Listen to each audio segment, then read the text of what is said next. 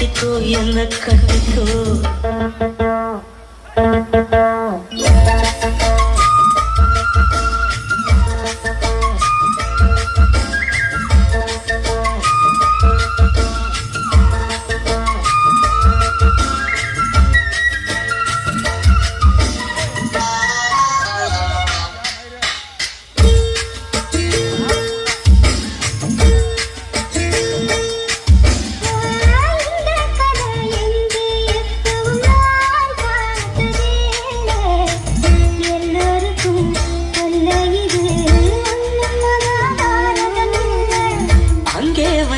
தீ